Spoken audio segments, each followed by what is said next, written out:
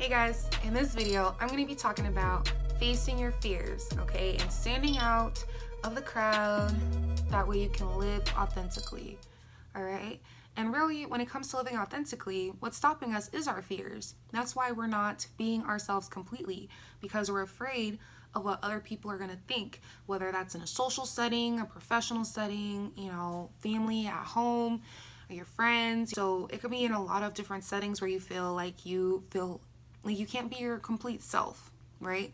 And there are certain situations where you have to be more professional, but to the point where you feel uncomfortable is a sign in your mind and your body that you don't feel like you belong, because if you completely just let yourself go, then you feel like other people are gonna think of you weird or in some other way instead of how everybody else is, right? So I feel like it's important for you to feel comfortable, where you're at, instead of, oh my gosh, trying to, feeling uptight, like overthinking every single thing that you say to your boss or your coworker or whoever.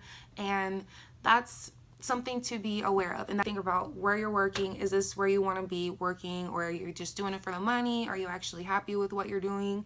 That probably plays a factor in it too, not just the people that you're working for, So if you really feel like you don't belong and you feel like you need to be somewhere else, then that is definitely something that you really need to evaluate within yourself. Like, is this somewhere that I really want to keep working at? So maybe having to get a new job, for example. So that would be example as far as where people feel like they can't be their complete selves and why they're afraid. And I'm just saying that it's great that you're having the awareness of those fears, okay? So now that you have the awareness of those fears, what do you do about it, right? So first, I just want to define courage and vulnerability like Miss Brene Brown does, which I'll definitely have a video up here. That's one of my favorite videos by Brene Brown. She likes to talk about shame, vulnerability, and courage. And so courage is when you stand up against your fears. Vulnerability is staying comfortable with where you're at instead of getting out of your comfort zone. So I'm here to show you how to get out of your comfort zone, okay? And to get out of your comfort zone, to face your fears, you have to have courage when you're vulnerable. Being able to finally tell yourself, I want to stand out. I do not want to be the same as everybody else. To stand out, it takes guts. You got to be able to sit with the outcome instead of being inside of the caged mindset that you have, that where you're at right now is comfortable and that's all that you're going to be in. But if you truly feel like out of place, that you don't belong somewhere, then if you really want to get out there, you got to get out that caged mindset and open up the cage to other opportunities that will be open for you. I'm telling you, when you live in authentically, wherever you're at, you're going to feel so much better about yourself, okay? So much better, because you are being you. You're being comfortable in your own skin with where you're at, and you're facing your fears. And when you face your fears, you become stronger as a person. Become a stronger you. So when I say it takes guts, you really have to be able to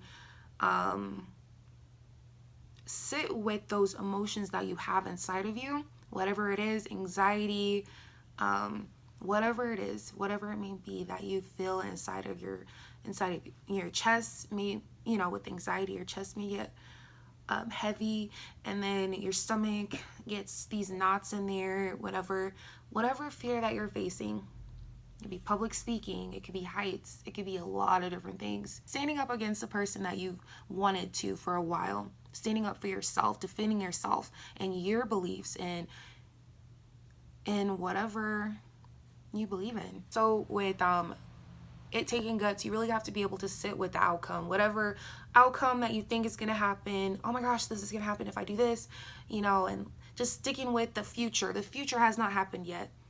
And honestly, if you're continuously trying to overthink what could possibly happen in the future, then something in the past is affecting you now, which is something that you may want to look further into.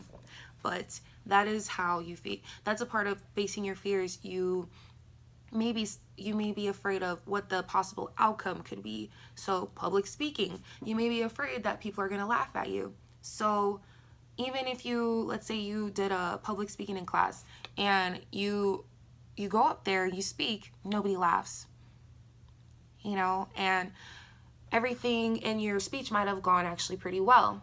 When you actually got comfortable on stage, like, like well, not on stage, in front of the class, whatever, but you actually like, dang, like I actually did pretty good. You know, you're afraid of what could potentially happen. So with that being said, it could be the risk. That could happen. People could laugh at you, but they may not. So what's at risk and what's not at risk? You've been wanting to cross the bridge for the longest time, but you've been so afraid to make that step. So when you cross the bridge, you're going to be like, dang, it wasn't even that bad. Like, I'm here and I'm still alive. I'm good. So actually facing your fears and realizing that, dang, I could have been here a long time ago. I could have been on the other side of the bridge a long time ago. And the other side of the bridge is where the fear is. And over here on the bridge that you're staying at is your comfort zone. Are you willing to take the leap? Are you willing? When it comes to fears and going at a deeper level of yourself as far as what happened in your past, it's great to know that you are not alone. Okay, there are other people who believe that they can handle things on their own, handle their fears on their own. And I want you to know that it's okay to not be okay and actually ask for a hand, ask for help.